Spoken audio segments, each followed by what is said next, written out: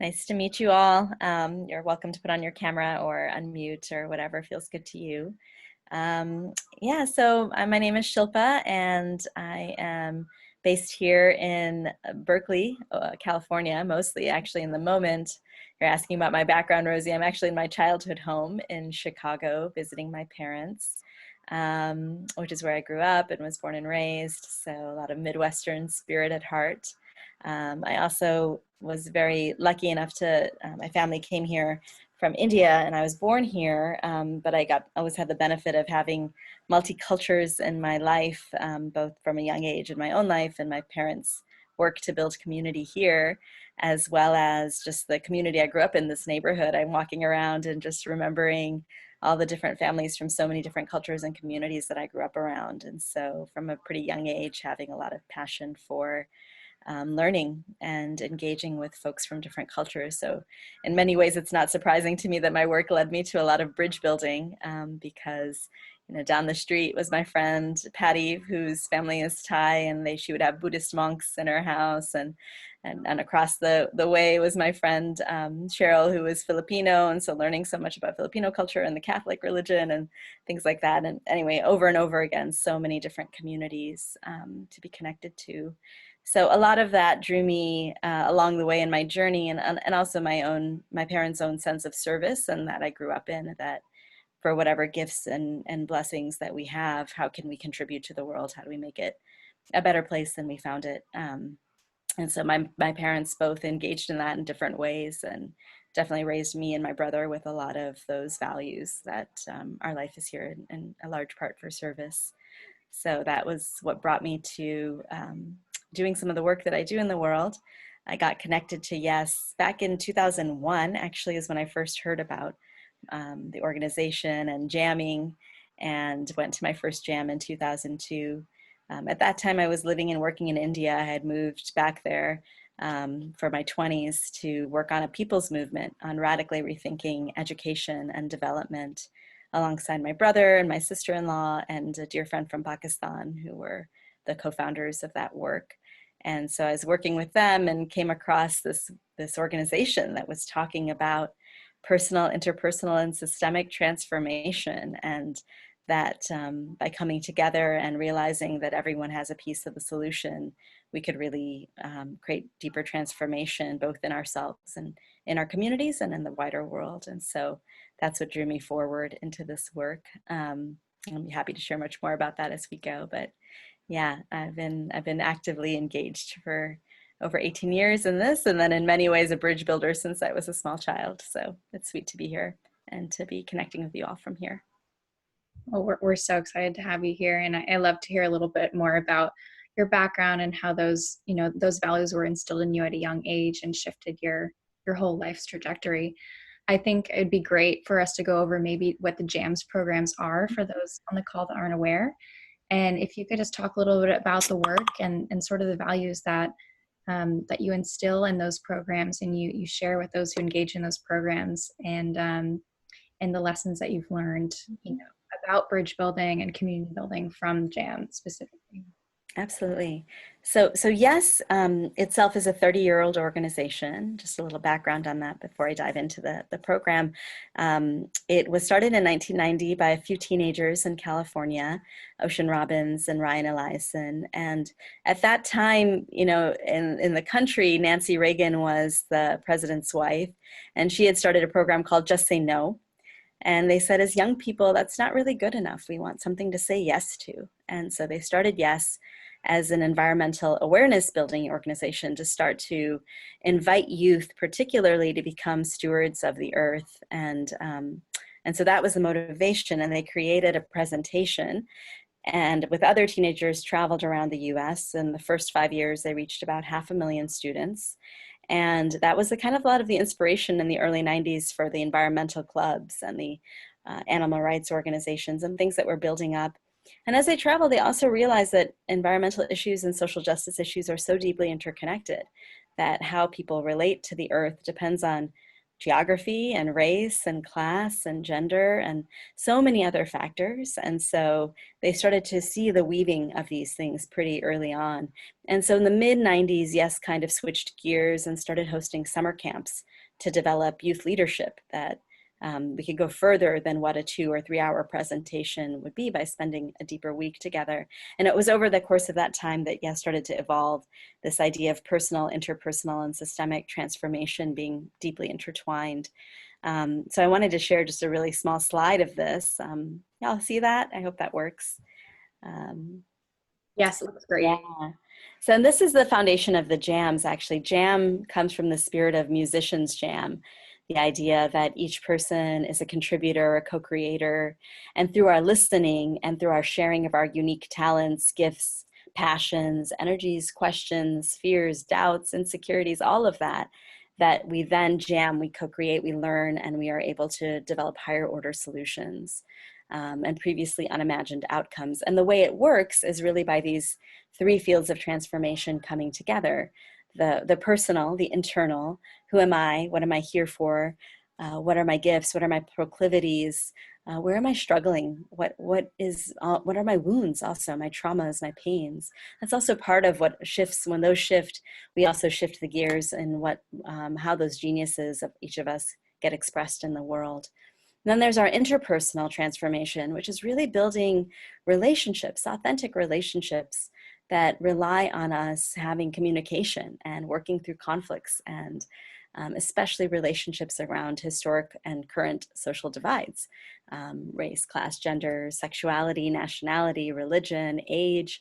There's so many things in our interpersonal realm that can often block the kind of relationship building and bridge building that we need to make change and to also feel more holistic, to feel more intertwined with life. So interpersonal transformation, and then systemic transformation. The world that we want to engage, the systems that we're trying to build, the cultures that we want to imagine, the visions of the future that we want to hold.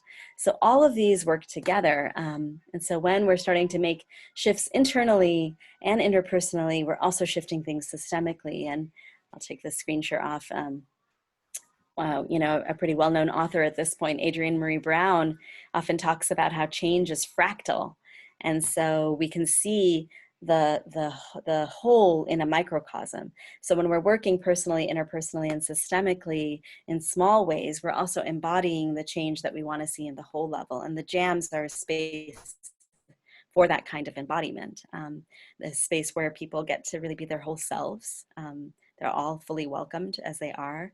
And then where we're exchanging and building and learning through our stories, through our experiences, through our questions, through our doubts, and all of that getting to jam together, we're also engaging our visions of the future we want to see and how we're already working towards them.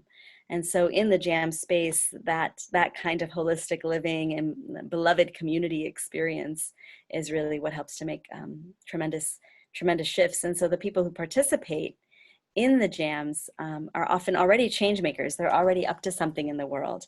They're passionate about something in the earth or in social justice or in education or in the law. Somewhere in the world they're making a difference in some way.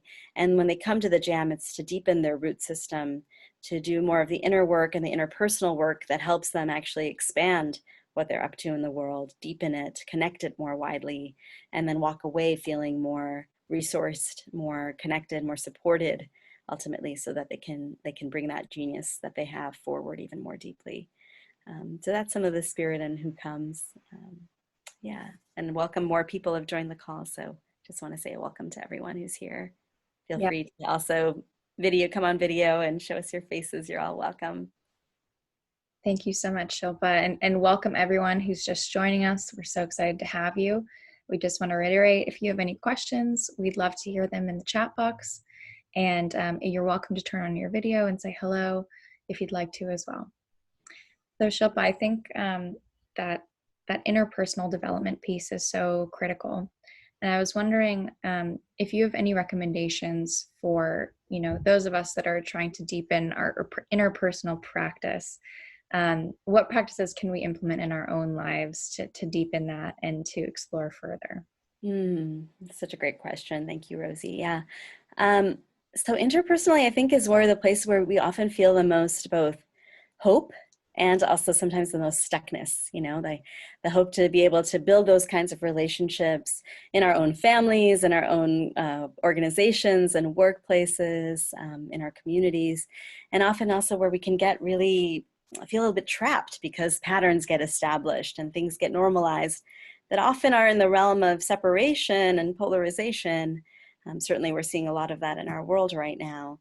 Then in the realm of connection and mutual aid, reciprocity, love, the spirit that we want to be living in. And I just want to offer one more tool as we're going forward in the conversation that I think might be helpful as we're thinking about that transformation interpersonally as much as internally or systemically. And I was asked this would be helpful for folks to just share some useful tools. So hopefully y'all can see this. This is the comfort zone, stretch zone, panic zone. And I want to offer this as kind of a guidance for what we do interpersonally as well as in these other fields. So maybe this is familiar for folks, but I'll just go through it really briefly.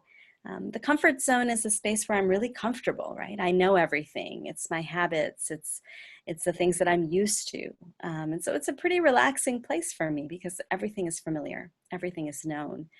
So if I want to learn and grow, though, I need to not be there because everything is known there. I have to step out into my stretch zone, which by definition is uncomfortable. It can be a little bit uncomfortable. It can be a lot uncomfortable. As you can see in that giraffe can stretch its neck really far or maybe just a little. But what defines the stretch zone is I'm present. I'm able to speak from my heart. I'm able to be with my experiences and my feelings. I'm able to share. And I'm also, most importantly, also be really able to listen. I'm able to listen to myself and my truth. I'm able to listen to the people around me, the context. I'm very open. I'm listening. It can be very uncomfortable, and I'm still listening. And then beyond that stretch zone is the panic zone. Let me see this little chicken here.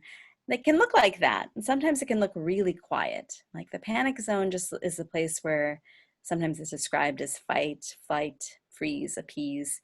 It's the place where I stop listening. It's the place where I go in to try to maybe fix or solve, or maybe I ignore, walk away, maybe I fight or blame, maybe I hurt myself, blame myself. There's different ways panic zone can look, but what defines it is I'm no longer listening. I'm no longer present to myself. I'm no longer present to the people who are there. Maybe I've gone into a story about the past. Maybe I've gone into an anxiety about the future. I'm just not present anymore. And I'm not able to express myself from my heart, much less listen to what's there. And I offer this tool as a way to look at our interpersonal transformation and our relationships and exactly what you're speaking to, Rosie. How do we build those relationships? And a lot of it comes to being in the stretch zone together, to be willing to be uncomfortable together sometimes so that we can be real, so that we can be honest, so we can listen to each other. And when I can listen to the other person can listen to me when we're in that space, then we start to connect the dots. Then we start to find common ground. Then we move from the polarization and the separation into a space of connection. It's when I meet the other person in my panic zone, though, or they meet me there, then we're going into division, we're going into separation, we're going into breakdown. And many times, what really shifts my relationship with people is how I can meet them, especially when I'm in a space of conflict, right? So, I mean, it's all well and good when I start out and we're all like, okay, we're all going to be in our good behavior and we're nice and curious. And then boom, we hit something, and it can be anything, but we hit something that breeds this opportunity for separation. The wall comes up. And that's my panic zone, right? That's that moment where I'm like, ooh, I'm different from you. You're not going to get me. Or maybe the other person is, wow, I could never have that perspective. That doesn't make sense to me. Whatever happens, there's a wall. And it's kind of in that moment where we have the choice, where I have the choice, where you have the choice to stay with that wall, sometimes to build it bigger, thicken it, deepen it, or to step into that stretch zone and to take the wall down and become curious. Why do you feel the way you do? Can you share more of your story with me? I want to understand where you're coming from. And then with some time, often from the listening, the other person also becomes curious. Huh, I never thought about it that way. Thank you for sharing that with me. Would you like to also hear how I see the situation or this perspective? And it's from that space, it's uncomfortable. It's uncomfortable space, but I'm there, I'm present, I'm listening. The other person is as well. And in that place, we build our relationship. We're able to have the kind of transformation we seek. And this, I mean, in our world right now, and I know each of you maybe are relating this, I certainly am, to our current political environment, a lot of what's happening in our social justice scene, our surge and upsurge for racial equity in this country. This is really our opportunity to be in the stretch zone together. Because the more we divide, the more we go into our own camps, the more we build those walls, metaphorical or literal, the more that we get more unstable in our whole ecosystem. Our whole interdependence starts to be compromised. And conversely, when we're able to start to bring that curiosity, to bring that willingness to slow down when things get hot, slow down and ask more questions, be willing to listen more, then there's more potentially to build bridges instead of walls. And as we start to build those bridges, we find our interdependence growing and we find our solutions getting better and stronger. So that's a little bit about that interpersonal shifting. Thank you so much for touching on that. And I think one of the concepts that sort of stood out to me in the stretch zone, that wasn't necessarily labeled there, but I know you've written about it before, is the concept of unlearning. Mm-hmm. And I think it's a very critical tool that we have right now, especially in our fight for racial equality and with the political climate division in our country. I was wondering if you could just elaborate a little bit on what unlearning means to you and how we can apply unlearning in our own communities to get closer to one another and also to support some of these social movements that are happening. Thank you so much, Rosie. Yeah, great question. Unlearning is very near and dear to my heart. Many years ago, I actually wrote my own story as a path to unlearning. Like, how did I unlearn in my life and what was really important about that? And there's several pieces of unlearning. And a lot of it, I think for me, when I really hone in on it, unlearning has to do with unlearning all the places of separation and division that I was taught or schooled in, or that I was acculturated in through capitalism and through living in this industrial growth mindset and place and practices.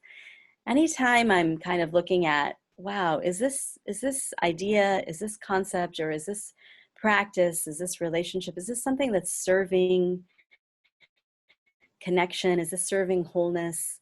Or is it something that's serving separation? There's an opportunity there for unlearning. And because I believe and I feel and I've seen, and it's been backed by science and so many other spiritual communities, that the truth is that we are one. The truth is interdependence. The truth is that everything relies on everything else. Then anytime I'm starting to create those walls, that for me is a chance to start unlearning.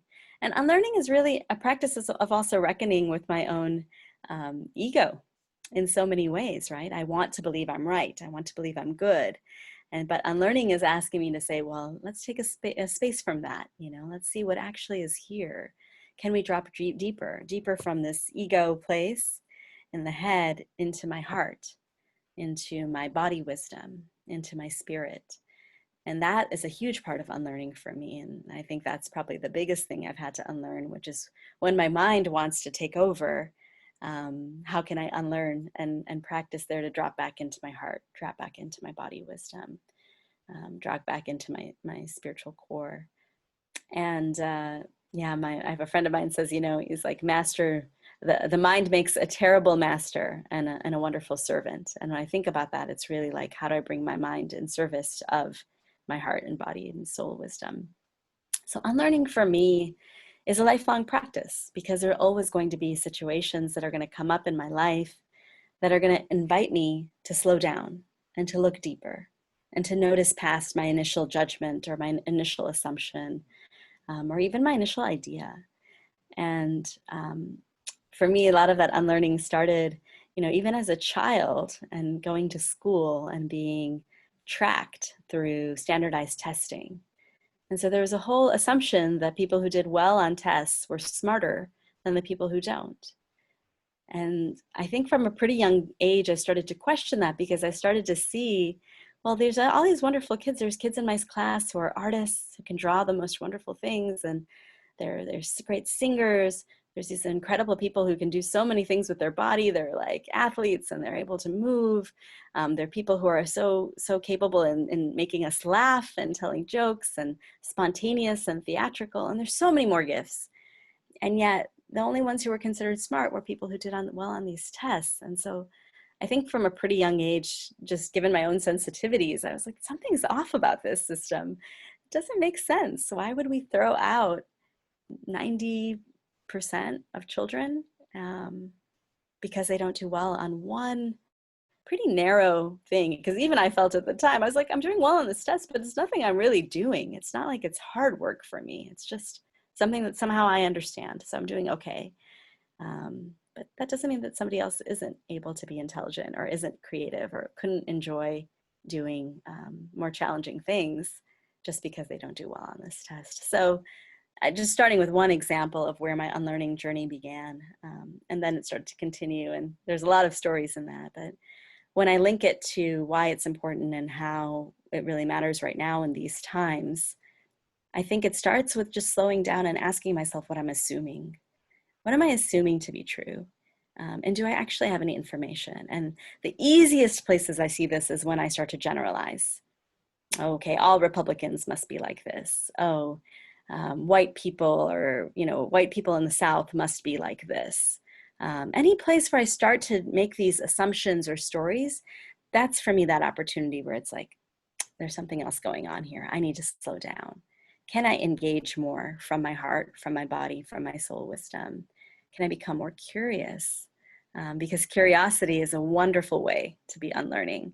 And curiosity often, for many of us got kind of broken out of us when we were small children because it wasn't on the test. And that doesn't breed curiosity. So if I can return to some of the younger part of myself where I was always curious and wanting to learn and engage, that really supports my unlearning.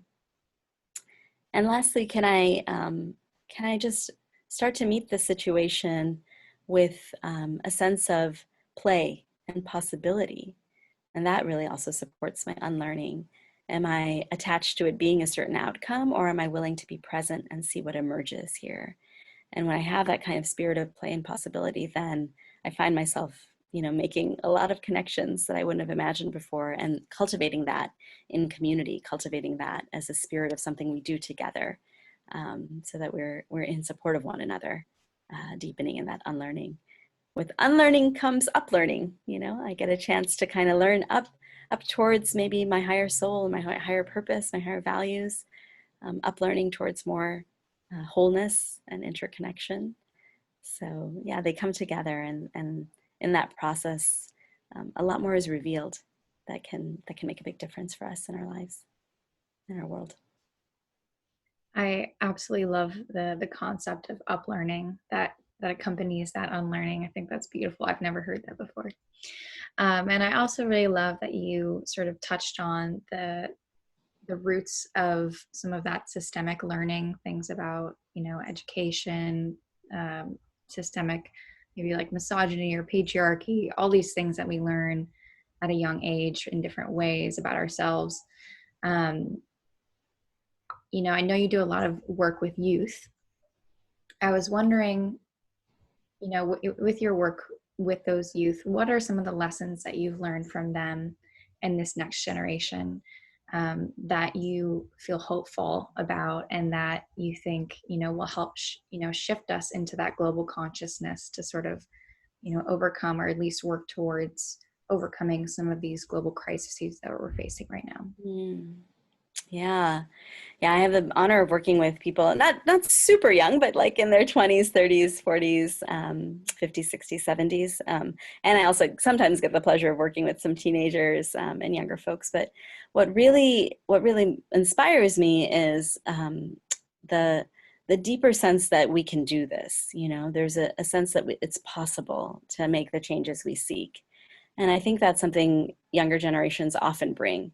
They are often also more in touch with, I think in these last years, more in touch with the possibility of our emotions and our feelings helping to serve and guide us towards something. There's more of a recognition of body wisdom and the sense of that our spirit and our bodies are so connected. And so the more we can engage from that place, the more that we're going to build the relationships that we want to seek, and that those relationships can really transform our world. There's also this sense that I've learned and really experienced is that, you know, community has every solution we need. Actually, every solution we need for every crisis we're currently facing already exists. It's not that we don't have these solutions. You know, we know for climate change, we know what to do. We know the things that will actually make a difference. Um, you know, on the personal level, on the institutional level, and the community level, we know if we reduce our waste, if we don't produce fossil fuel emissions, if we plant more trees, if we steward the earth, if we do, there's so much knowledge and wisdom there. And I think what young people and young change makers really recognize is that it's all here. So how do we unlock it? How do we just make people come together, help people to come together where they can unlock the wisdom that they have? And most of this wisdom is pretty ancient wisdom. It's pretty indigenous wisdom for cultures and communities around the world. And it's just kind of maybe, you know, there's a lot of junk on top of it. There's a lot of like, it's like, you know, the treasures are all there and where they're just covered over with layers of dirt or dust, or sometimes, you know, deliberately and intentionally, and sometimes unintentionally, people's genius and understandings are being hidden. And so I think what young people recognize is that when we can slow down and make space for each other, welcome each other, and do that in our families and our communities and our organizations and our movements, then more is unleashed, more is revealed. And because all of the solutions are here, we just need that space to listen to each other. And as we listen to each other, and I see that young people are willing to do that, then something new breaks through, something more is possible. So yeah. Wonderful. Thank you so much. And I know that some of your workshops focus on healing. And I was wondering if you could, speak more on that and maybe talk about some of the skill sets that are covered in those workshops, specifically around healing. As you know, WellSet is all about connecting healers and people in search of healing. So it would be lovely if you could elaborate more on that. Wonderful. Well, I would say healing is actually in the center of all of our work, and the jams particularly. I think healing, without healing, we can't jam. You know, without healing in ourselves and healing with each other, and healing the systems that we're part of, then it's very hard to go forward. And sometimes I think about, we have everything we need and things are all a little bit out of whack. And so could we give ourselves and each other and our world a little chiropractic adjustment, bring things into alignment? And so what healing really means to me is that actually the pieces of our healing are all each with us. You know, each of us have that. And the practices that support that can be as simple and maybe as complex, but simple as listening from the heart, listening without jiffing. Jiff stands for judge, interpret, or fix. So can you listen without jiffing? Can you listen without taking on or picking up? When I listen that way and listen to someone's story, their experience, their feelings, could be their pain or their grief, their trauma. But if I can listen in a way of making space for them and making space for myself, that they're releasing whatever they're needing to release and putting it down. And I don't need to pick it up. I don't need to fix it. I can't solve it. Mostly these are things that are causing us pain. Have already happened. They're in the past. There's nothing to do. Can't go back. Can't change them. They can be received and they can be heard and they can be borne witness to. A friend of mine talks about witness and witness. You know, I can bear witness with people. And so healing happens when I'm bearing witness, when I'm willing to just be there. And when I'm there for others, they're also there for me. There's a beautiful reciprocity in that. When I'm there for the earth, Mother Earth is always there for me also, where we're there for each other. We're in deep, kindred reciprocity together. So healing internally also relies on community. Healing in community also relies on earth. Healing in the earth relies on the inner person. So it's all intertwined so beautifully together.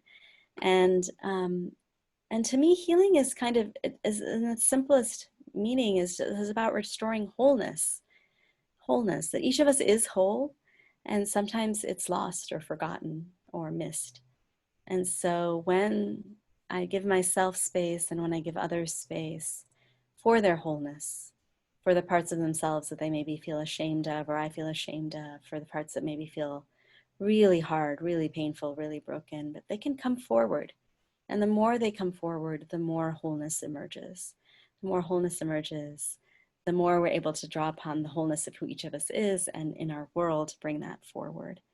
So yeah, healing is at the center of everything. And I often talk about collaboration and co-liberation, that when I'm in the collaboration of the listening and supporting the speaker with whatever they're needing to share, and then we're collaborating together through that, because as they heal, I also heal, because we are intertwined and interdependent. Their healing is in support of mine, mine is in support of theirs, theirs is in support of others, and so on and so forth, and all around the earth, those connections that matter. So yeah, healing is at the center, and healing is wholeness. That concept of sort of working towards or returning to or nourishing the person as a whole in pursuit of healing, I think is so beautiful. And it leads me to a question that we had come in, and it asks, you and your husband often say that you are blessed or we are blessed. These sorts of affirmations and points of gratitude seem to often help guide us through life's journey in terms of recognizing the present and resonating in happiness. Why are affirmations so important to you? And what are some other affirmations we can start to use to connect and deepen ourselves? Thank you for that question. Um, yeah, we started saying a few years ago we're 100% blessed. And that was like a shift, rather than saying, oh, we're pretty good or things are pretty okay. How do we honor our challenges and our struggles as much as we honor our gifts and our privileges? And when we started to do that, it was also welcoming the wholeness, because the more we welcome the wholeness, again, the more the healing is happening, the more the connection, all of that. I think that affirmation was crucial to shift my sense of I think I was trained, let me say it this way, I was trained really well in problem solving, to look for the problem, to look for what's wrong and try to fix that. But that approach doesn't actually seem to work well in the world, because when I'm looking for problems, my mindset is also oriented towards problems. So when I'm looking for that, like everything that's happening, maybe there's some alignment that could be better, but I'm looking for what's working. I'm looking for the strengths and amplifying those strengths, this kind of mindset of appreciative inquiry of how can I look for what's working and bring that forward? Then in that process, the things that are off start to become realigned. The things that are those problems start to become whole. And so that affirmation is really an affirmation to welcome in the wholeness. And it's a confusing thing sometimes. I think as a human being, I'm like, oh no, I want to keep all the bad out and just only have the good stuff. But somehow that also misses the point. It's because I allow my wounds to be revealed, I allow my suffering to also be known and shared, then more wholeness comes forward. There's more room for me, and there's more room for everything. And when those things emerge, then I can make much more. I can feel more connected, and I can also make the connections that are really needed to bring everything back into wholeness. So the affirmations that are really crucial there are around, honoring myself and my journey. Honoring, one of the affirmations I'll often use is just like, I'm here on this path. I'm here on this path for a purpose, and might be lost or might be a little confused right now, and it's still there. The way is still there. And so affirming my existence. I've had the great pleasure of working in Turkey, and in Turkey, Anatolia. Oftentimes people thank each other for their existence. And so when I can thank things for their existence, it also makes more spaciousness for me and for those others. And in that thanking, that gratitude for the existence of whatever is happening, I think also the ways get revealed forward to bring more wholeness and more connection. So yeah, these are some of the affirmations, and I think it's really about, it's not about, I think the key thing about an affirmation is it's not a negotiation with my inner critic. You know, if I'm starting to negotiate, oh, you know, my inner critic is saying, well, things are going to hell. And I'm saying, well, no, no, no, no, I'm 100% blessed. Then I'm in a dialogue with a force inside of me that's kind of about looking and protecting and trying to find and fix. Then the affirmation is kind of working to try to challenge that. And that negotiation can become really exhausting. But if I'm looking at it from a place, and not from that place of trying to respond or react, but just to be in a space of recognition and acknowledgement, then the affirmation is coming from a different source. The affirmation is coming from my heart, like, yeah, I'm here. I'm here. And it's enough to be here. I exist, and it's enough to exist. And if I can see that and also apply that forward, you're here and you exist. And thank you for your existence. It allows so much more, because each person who's here is also offering me an opportunity to grow and learn and heal as it is for them. So I hope that kind of connects to the question. That's what comes up for me. It absolutely does. And on the topic of using affirmations in your own life, for your own healing, I was wondering if there are any other, wellness practices that you use. You're in a work and in a body of work that requires you to give a lot and give a lot of energy, and you're so dedicated to, creating these shifts in our world.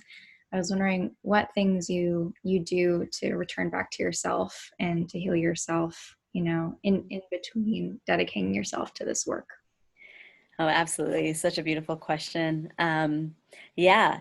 One of the big unlearnings I had to do was that, oh, I'm also in this ecosystem, and I also need to take care of myself and also be taken care of by others. Like, it's not one way. If I only work on the one way, woof, I'll fall apart. And also it's not supporting others. And I remember a mentor a long time ago said to me, Shilpa, you need to let people know that they matter to you, that you need them. Because if they don't know that, then they don't understand how they matter to you. And so when I let myself be held, when I let myself receive support as much as I give, that also weaves the web of support and interdependence and makes it stronger for all of us. So self-care is community care, is self-care. It all comes around. And so for me, some practices that are really crucial are play. I love to play, and letting myself play, be silly, be playful, play literal games every day, try every day to play some kind of game, and laugh and allow myself that spirit with others is really what also fills me up, and it restores me. Of course, there are also really crucial body practices of sleeping well and drinking water and eating delicious food. And one of the things that helps me, because, in my work, oftentimes people are told, okay, be a martyr, be a martyr. Oh, we can judge, oh, I worked 100 hours this week. Oh, I barely slept. Oh, I'm so exhausted.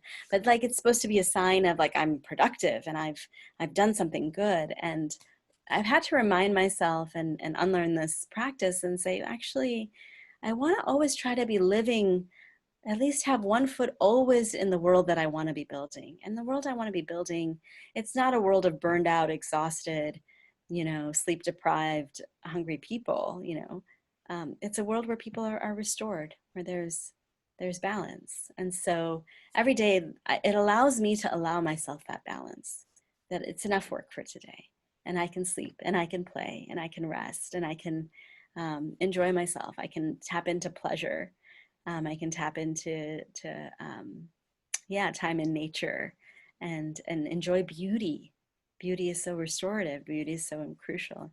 My name actually is around creating beauty. That's what Shilpa means, is to create things that are practical and beautiful and durable. And so if I allow myself that, then I'm also not just living it and practicing it for my own well-being, but it's also a stand for and a testament towards like the vision of the world that I want to see. So yeah, community care and wellness to me are so deeply intertwined. And so and I think the third thing I'll say about this is just around being willing to be vulnerable with others and ask for support and share the feelings I have. And I'm really blessed that I've been both practicing that in community and allowing that to emerge in myself, that I can share when I'm struggling, can share when I'm in grief or when I'm enraged. And because I'm in a collective practice with many others who are practicing listening without taking on, trying to fix or solve or jiff, listening without that, then we have space for each other and there's space for me. And when I allow myself to be that vulnerable and to also receive that support, then things shift. That's the collective care. That's the intertwining and the building of that web of support. So yeah, these are the key pieces around my own wellness. The last thing I think I also do is just allow myself to be held by greater forces. There's something so much bigger. There's a greater mystery out there. And I always think of the Sufis, and they say there's 10,000 moments of joy, there's 10,000 moments of sorrow, and there's 10,000 neutral moments in every person's life. And so when I hold that, okay, all right, this is just another moment and I'm held in that, then that also allows my own care to stay. Yeah. I love that you bring up community care as being, so intertwined with your own self-care, because it just shows how much community is intertwined in your own life and how integral it is in everything that you do. So I think that's amazing. With your experience in cultivating community and helping others find community and strengthen it, what do you think are the most important principles of community, and how can us as a global community adapt those, to be better supporters for each other during, the climate crisis, different, racial crises that are happening across the world? What are those, core elements that you think are the most important that we all need to adapt in the next couple of years? Yeah. Why wait a couple of years? We're going to start adapting them now. So for me, community is about welcome. Like the first practice is, do I welcome? How do I welcome? And I welcome in community, I welcome all of you. I welcome all the parts of you, the parts you feel connected to, the parts you feel disconnected to. I welcome all of our ethnic, racial, ancestral backgrounds. I welcome all of our gender expressions and identities and all of our expressions of love and sexuality. And I welcome all of the different ways we relate to money or don't, and class and economic relationships. And I welcome all of our ages. I welcome all of our different ways we relate to that number, or the ways we don't, or the ways that changes moment to moment. And I welcome all of our feelings, our joy, our despair, our anger, our calm. All of our feelings and all of us is welcome. And so the first thing for me about community and really building community and growing community is, can I expand in myself what I welcome for others, which means also expanding in myself what I welcome for myself. I welcome my doubts and my confusions, and I can welcome those in others. I can welcome my mistakes and my messiness, and I can welcome that in others. And the more I do that, the more the community can really grow. So that's core. Another core practice that I want to offer is agreements, and bringing our agreements to light and to visibility. And honestly, at the end of the day, I feel like we only need a few agreements in community to make community function well and to make it, be as robust and creative as possible. And for me, the core of all of those agreements is respect. And respect in English literally comes from respect, to look again, to look past my first idea or my first judgment. Can I look again? Can I become curious? And so I can be respectful with my listening, really listening fully, listening without planning what I'm going to say. Because the moment I start planning, I'm not listening to the other person anymore. Can I listen also without that jiffing? Can I just listen? And listen with an open heart, with curiosity. And then can I respectfully speak? Can I share my perspective? This is me, not speaking on behalf of all people or people who look like me, but can I just come down to my own humility? Can I speak from that place? Because it's enough. It's enough. If I welcome that enoughness in someone else, I can also welcome that in myself. And respecting for our sense of space and respecting our senses of touch for each other, and respect, they're very basic things that actually allow us to function.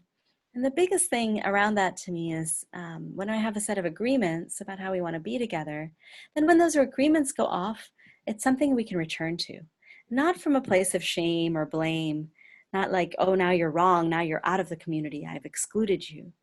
Like, but there's a space for us to express our hurt. There's a space for us to express our our pain, and to be held and heard by each other. And then at the same time, there's also space to listen to whoever has quote unquote perpetrated that pain or hurt.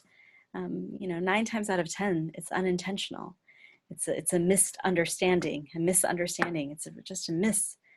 And when we slow things down enough and begin to understand, oh, where were you coming from? Why did that impact you? I hear you. I hear those feelings. I don't have to go in a place of shame and guilt around them. I can actually be present and have remorse. And remorse is very different from shame, you know. Remorse is a sense of like, okay, I wish that didn't happen, and I'm sorry it did, and I'm here for you. And I also want to hold my dignity. In remorse, I still get to hold my own dignity. And so as my dignity, I also can share, I get that. I didn't understand that before. I didn't know that that would be painful. I wouldn't intentionally cause you harm. Unintentionally, this is what happened. And this is how I understood things. And is there space for my existence and my dignity too? And in community, there is. And so that's what the agreements allow us to do, to slow down in moments of conflict. And a big shift for me to really be in community differently is to shift my relationship to conflict. And that's the third thing I would say. Malidoma Somé, who's a West African elder, says, you know, conflict is the spirit of the relationship asking itself to deepen. Which means conflict in a way is inherently neutral. It's not a, in Malidoma Somé's definition, actually it's a positive thing. When I have a conflict, it's not something's gone wrong or something's gone off. It's a chance for something to deepen.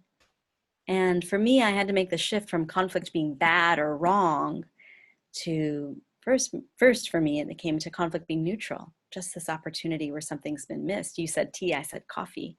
Okay, we had a misunderstanding, a missed understanding.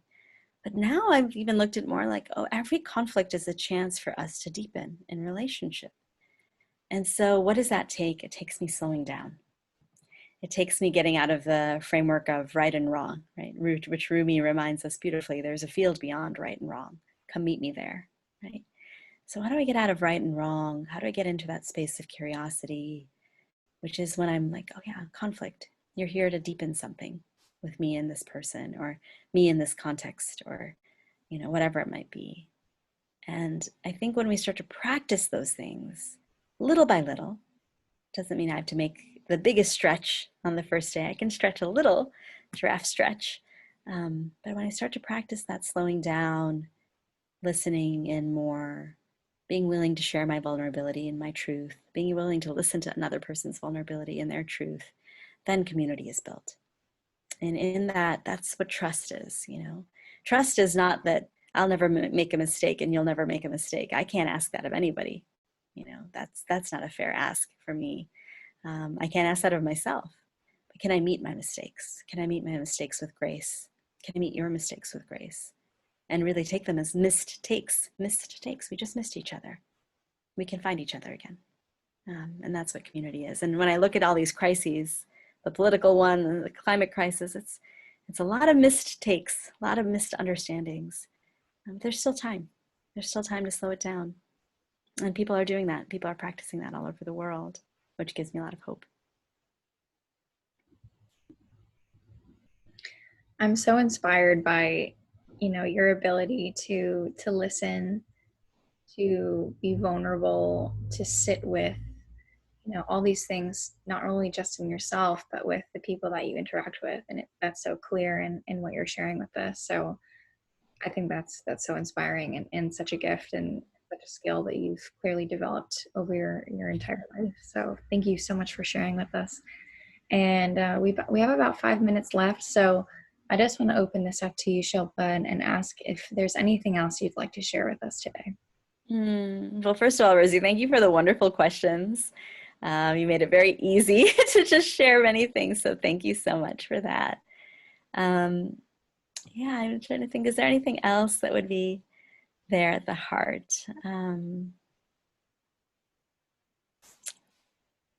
I think the last thing I want to just share is that, and Rosie, you lifted this up in what you shared, is just like, these are muscles that I'm working. And just in the way that when I work out every day, I'm like, I'm not going to get exactly to my goal, and I'm making my way there. It's not an instantaneous process. I also still have a panic zone. I have to have allowance for my panic zone, just like I do for others. It's going to show up. Someday I'll be hungry. I'll be tired. I need to pee. I'm not present, and I can't be perfect. So I think the invitation that I want to just leave everyone with is like that graciousness that I'm working a muscle, you're working a muscle. Can we acknowledge that? And also to really acknowledge that there's so many people in our world who would love to be working those muscles more, maybe, and that for whatever reasons, that panic zone culture, the panic zone experience is much more present. And so can I have that spaciousness for them? Can I have that spaciousness to recognize that there is still a stretch zone there somewhere? Maybe I can find a bridge to it. Maybe I can help build it. Maybe I can't. But I'm there, and I'm still acknowledging that it exists. And the more I acknowledge that for myself, for others, I think the more spaciousness I leave for changing things, for things to change. Because if I'm in a framework of like I'm taking up space or there's not enough space, I'm in the scarcity mindset, then it doesn't work, because space is infinitely renewable. Space is infinitely creatable. So the more spaciousness I make for others, I make for myself, the more grace I extend to others and myself, the more acceptance I can have that I'm working this muscle every day, moment to moment, the more I can respect that that's happening for others. And the door that I can keep open is the door where the bridge can get built. So that's the last thing I'll share. Thank you all for being here, and thanks for hosting me. Thank you so much, Shilpa, for your time and for sitting with us today. I just want to thank you on behalf of WellSet and also Beyond Words. We're so happy to be partnering with Our Moment of Choice, an amazing book that's out now. And we are going to be continuing this series the first week of October on Thursday. There's going to be a slight time change, but we'll be sending out more information there. And we're so looking forward to seeing you then. Thank you so much. Thanks everyone for being here with us, and look forward to hearing to you. Feel free to connect with me. I can put my email in the chat if you'd like to chat more at any point, or any other questions come up, feel free to